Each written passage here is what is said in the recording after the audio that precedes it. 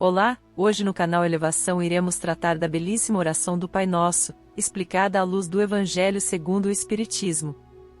No entanto, neste ato, solicitamos seu like e sua inscrição ao canal em apoio ao nosso trabalho de difusão da doutrina espírita. Obrigada. Então vamos ao tema. Preces gerais. Oração dominical. Prefácio. Os Espíritos recomendaram que abríssemos esta coletânea com a oração dominical, não somente como prece, mas também como símbolo. De todas as preces, é a que eles consideram em primeiro lugar, seja porque nos vem do próprio Jesus, Mateus, VL, 9:13, seja porque ela pode substituir a todas as outras, conforme a intenção que se lhe atribua. É o mais perfeito modelo de concisão, verdadeira obra-prima de sublimidade, na sua simplicidade. Com efeito, sob a forma mais reduzida, ela consegue resumir todos os deveres do homem para com Deus, para consigo mesmo e para com o próximo. Encerra ainda uma profissão de fé, um ato de adoração e submissão, o pedido das coisas necessárias à vida terrena e o princípio da caridade. Dizê-la em intenção de alguém, é pedir para outro o que desejamos para nós mesmos.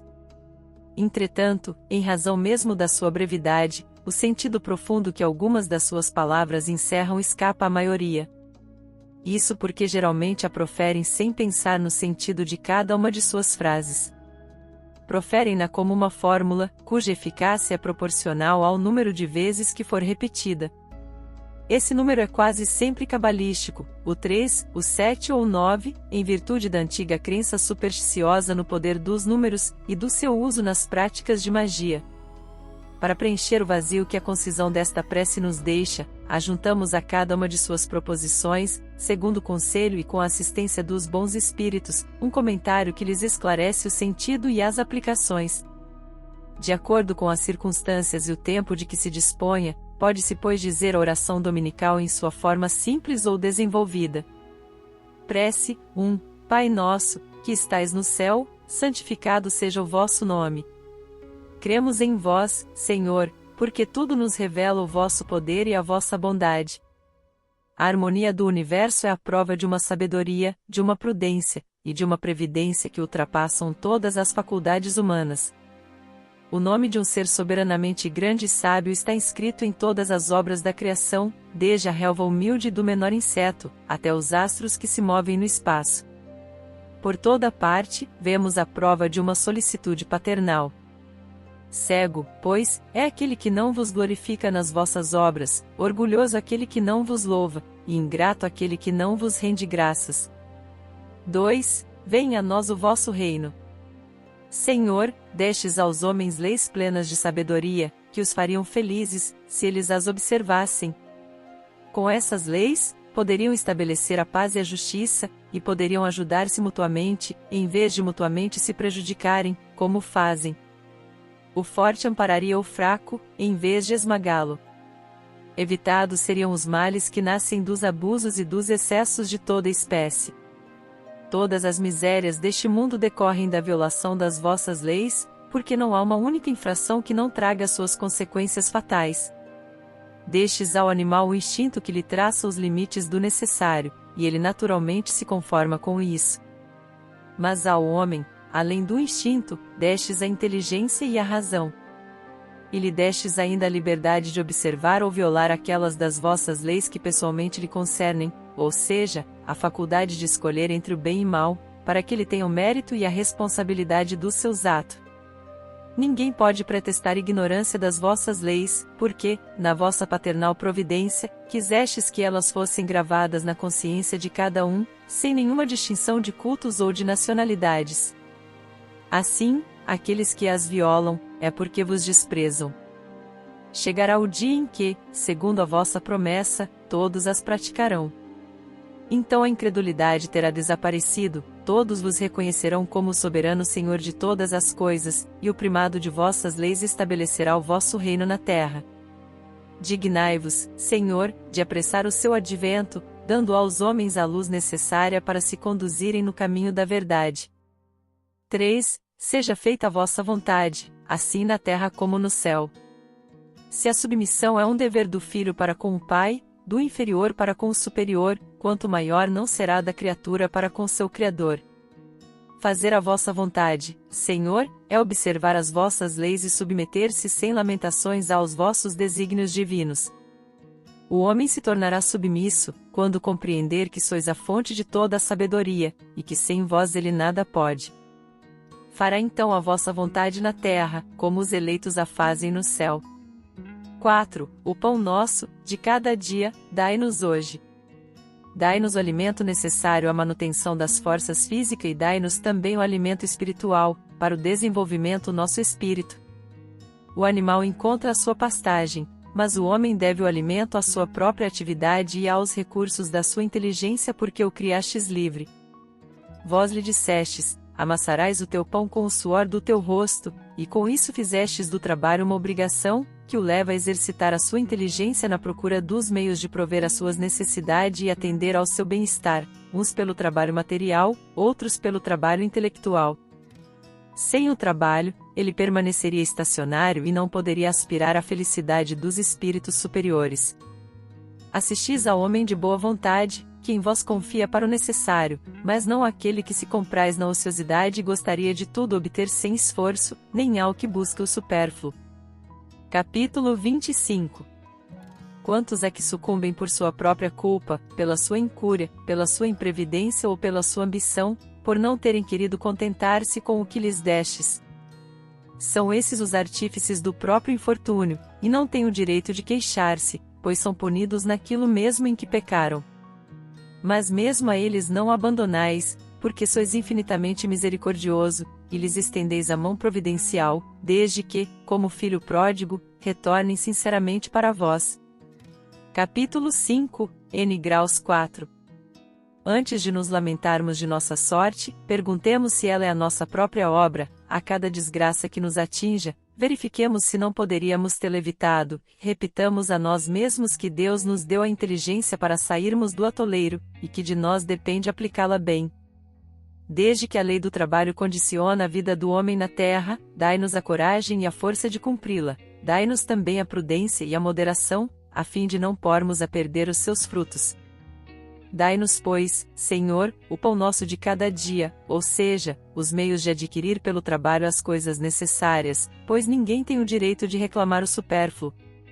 Se estivermos impossibilitados de trabalhar, que confiemos na vossa divina providência. Se estiver nos vossos desígnios provar-nos com as mais duras privações, não obstante os nossos esforços, aceitamo-lo como uma justa expiação das faltas que tivermos podido cometer nesta vida ou numa vida anterior, porque sabemos que sois justo, e que não há penas imerecidas, pois jamais castigais sem causa. Preservai-nos, ó Senhor, de conceber a inveja contra os que possuem aquilo que não temos, ou mesmo contra os que dispõem do supérfluo, quando nos falta o necessário. Perdoai-lhes, se esquecem a lei de caridade e de amor ao próximo, que lhes ensinastes. Capítulo 16, N 8. Afastai ainda do nosso espírito a ideia de negar a vossa justiça, ao ver a prosperidade do mal e a infelicidade que abate às vezes o homem de bem. Pois já sabemos, graças às novas luzes que ainda nos destes, que a vossa justiça sempre se cumpre e não faz exceção de ninguém, que a prosperidade material do maldoso é tão efêmera como a sua existência corporal, acarretando-lhe terríveis reveses, enquanto será eterno o júbilo daquele que sofre com resignação. Capítulo 5, itens 7, 9, 12 e 18. 5. Perdoai as nossas dívidas, assim como nós perdoamos os nossos devedores. Cada uma das nossas infrações às vossas leis, Senhor, é uma ofensa que vos fazemos, e uma dívida contraída, que cedo ou tarde teremos de pagar. Solicitamos a vossa infinita misericórdia a sua remissão, sob a promessa de empregarmos os nossos esforços em não contrair outras. Fizestes da caridade, para todos nós, uma lei expressa, mas caridade não consiste unicamente em assistirmos os nossos semelhantes nas suas necessidades, pois consiste ainda no esquecimento e no perdão das ofensas. Com que direito reclamaríamos a vossa indulgência, se faltamos com ela para aqueles de que nos queixamos? Dai-nos, Senhor, a força de sufocar em nosso íntimo todo ressentimento, todo ódio e todo rancor. Fazei que a morte não nos surpreenda com nenhum desejo de vingança no coração. se vos aprouve retirar-nos hoje mesmo deste mundo, fazei que possamos nos apresentar a vós inteiramente limpos de animosidade, a exemplo do Cristo cujas últimas palavras foram em favor dos seus algozes. Capítulo 10.